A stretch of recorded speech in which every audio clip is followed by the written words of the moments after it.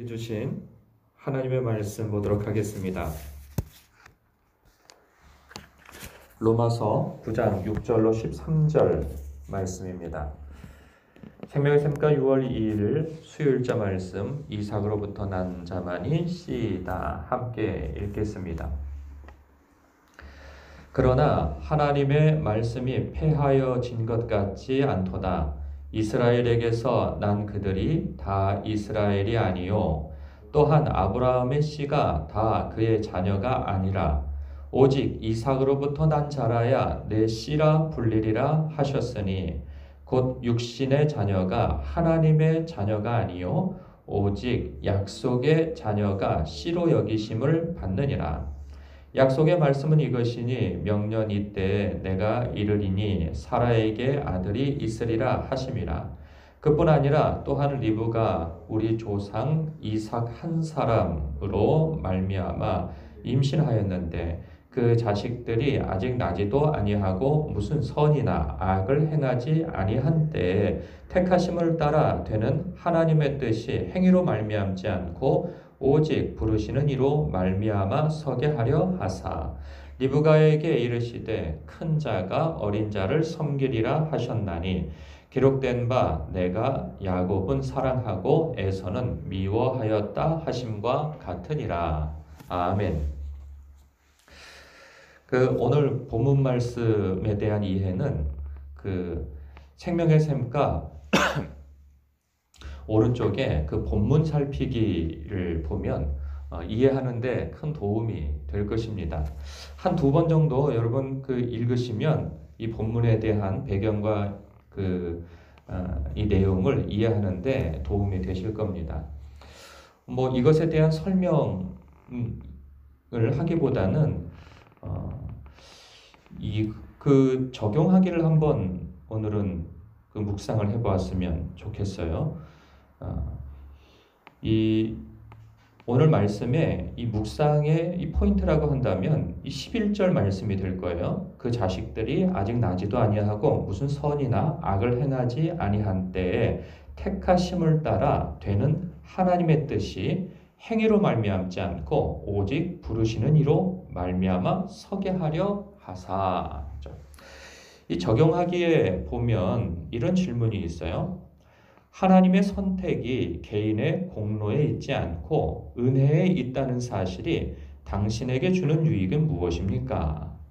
그리고 또 당신의 신앙생활이 동기는 어디에서 나옵니까? 이 두 가지 질문이에요. 이거 생각을 해봤어요. 첫 번째 질문에 대해서 하나님의 선택이 개인의 공로에 있지 않고 은혜에 있다는 사실이 당신에게 주는 유익이 무엇입니까?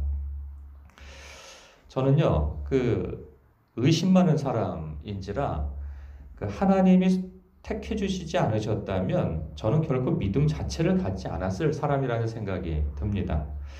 그래서 저는 하나님이 저를 택해 주셨고 믿음을 주셨기 때문에 제가 예수님 안에 있게 되었다고 믿는 사람입니다. 저는 하나님의 택하심이 얼마나 감사한지 모르겠어요. 저에게 믿음을 주셨다고 하는 사실이 말이죠. 그런가 하면 의롭게 되는 것이요, 저의 행위와 노력에 달려 있는 문제라면 저는 결코 구원과는 거리가 먼 사람일 거라는 생각이 듭니다. 왜냐하면 저는 경건과 거룩한 삶에 관한 무척 의지가 약한 사람이기 때문에 그렇습니다.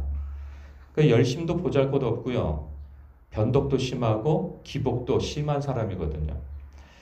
저의 신앙 과정을 이렇게 한번 떠올려 봤어요. 목사가 되기 이전까지 저의 신앙의 어떤 과정들은 어땠나 보면 때때로 의를 행하고 거의 대부분은 이 불의한 저였다는 생각이 듭니다.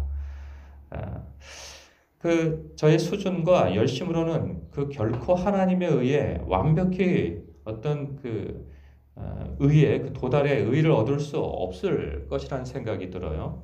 그런 의미에서 저는 스스로 의롭게 될 수 없는 사람임이 분명해요. 자격 없는 저를 예수님 안에서 자녀 삼아주신 은혜에 참 감사할 따름입니다. 이런 생각도 해봅니다. 의롭게 되는 것이요, 어떤 조건이라면, 어떤 의를 행하는 어떤 조건이 이렇게 딱 차는 어떤 기준이 있다고 한다면 저는 그 기준을 도달하는데 애당초 어떤 자격 조건이 되지 못할 사람이라는 생각이 들어요. 예를 들자면 교회에 헌금을 많이 하는 순서로 하나님께서 택해 주시는 그러한 기준이 된다면 저는 애초에 그 가난한 사람이기 때문에 하나님의 택함을 받지 못했을 거라는 생각이 들어요. 그렇다고 뭐 아주 뭐 하나님 앞에 헌금을 안 하고 살았느냐? 그런 건 아니잖아요. 근데 보면 어떤 기준에는 결국 못 미친다는 생각이 들어요. 그런가 하면 내가 의로워서 돌아보면 의로운 때도 있었죠. 그러나 비교해 보면은 그렇지 못한 때가 더 많은 것을 봐요. 그리고 내가 행한 의라고 하는 것이 하나님의 기준에 찰만한 것이 아무것도 없음을 봐요. 그런가 하면 어떤 교회 일에 있어서 열심을 내서 어떤 성과를 내야 그것이 하나님의 선택을 받게 되어지는 기준이 되어진다면 그 또한 애당초 선택받을 기준에 차지도 못했을 뿐만 아니라 선택되어졌어도 하나님 앞에 버림받을 이유가 충분하다는 생각이 들어요. 조건이 선택의 이유라면. 그런 부분에 있어서 하나님의 그 전적인 그런 은혜, 자격 없는 자에게 베푸신 하나님의 그 호의, 저는 그것이 얼마나 감사한지 몰라요.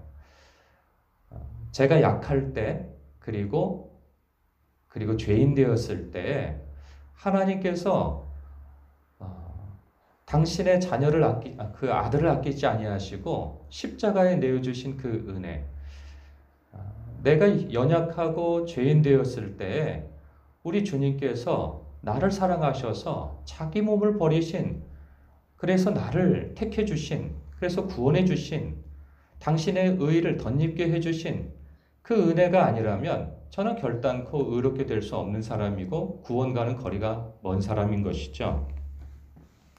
저는 참 그래서 하나님의 선택이 감사합니다. 왜냐하면 이미 의롭게 된 지금도 이렇게 주님 안에서 살아가다 보면 늘 의로워야 하고 거룩해야 하고 경건한 삶을 살아야 하는데 저의 약함은 자주 드러나거든요. 그럴 때면 제가 의지하는 것은 하나님의 은혜입니다. 날 사랑하신 하나님의 은혜에 기댈 수밖에 없거든요. 하나님이 택하셨으니, 하나님께서 날 사랑하셨으니 끝까지 책임져 달라고 주님 앞에 붙들 수밖에 없는 거거든요. 만약에 그것이 아니고 나의 사랑과 나의 공로와 어떤 의로움이 기준이 되어진다면 저는 알아서 내려와야 되는 것이죠. 그 기준에 차지 못하면 알아서 또 노력을 해야 되는 것이고 그 기준에 차지 못하면 알아서 밀려나야 하는 것이거든요.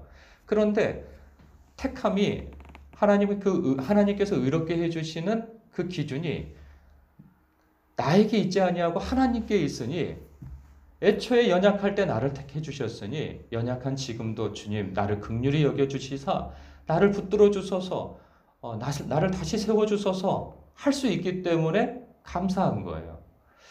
그래서 저는 이 질문에 대해서 하나님의 선택이 개인의 공로에 있지 않고 은혜에 있다는 사실이 당신에게 주는 유익은 무엇입니까? 저는 굉장히 유익하다고 봐요. 그래서 저는 하나님께서 은혜 가운데 저를 택해 주셨다는 사실이 너무나도 감사해요. 왜냐하면 이것이 나에게 달려 있었다면 저는 결단코 의롭게 될 수도, 그래서 구원을 얻을 수 없는 사람이기 때문에. 그래서 하나님께서 연약할 때 나를 택해 주시고 불러주시고 포기하지 아니하시고 영화로운 때까지 저를 인도해 주실 거라는 그 사실 앞에 저는 주님 앞에 늘 넘어져도 다시 일어설 수 있는 근거가 있기에 감사할 따름입니다. 그런가 하면 두 번째 질문이 있어요. 당신의 신앙생활이 동기는 어디에서 나옵니까? 라고 그래요. 저는 저의 동기에 대해서 잘 대변해주는 말씀이 있어요. 그 말씀이 무엇이냐면 갈라디아서 2장 20절 말씀이에요. 내가 그리스도와 함께 십자가에 못 박혔나니 그런즉 이제는 내가 사는 것이 아니요 오직 내 안에 그리스도께서 사신 것이라. 이제 내가 육체 가운데 사는 것은 나를 사랑하사 나를 위하여 자기 몸을 버리신 하나님의 아들을 믿는 믿음 안에서 사는 것이라. 저의 동기는 나를 사랑하사 자기 몸을 버리신 하나님의 아들을 믿는 믿음 안에서 사는 것이 저의 동기입니다. 날 사랑하시는 이로 말미암아 넉넉히 이길 수 있고요. 날 사랑하시는 이로 말미암아 다시 일어설 수 있고요. 날 사랑하시는 이로 말미암아 내게 주어진 사명을 끝까지 감당할 수 있게 되어지는 것이죠. 저의 동기는 바로 그러합니다. 여러분도 이 말씀에 따라, 이 질문에 따라 오늘 묵상해 보셨으면 좋겠습니다. 기도하시겠습니다.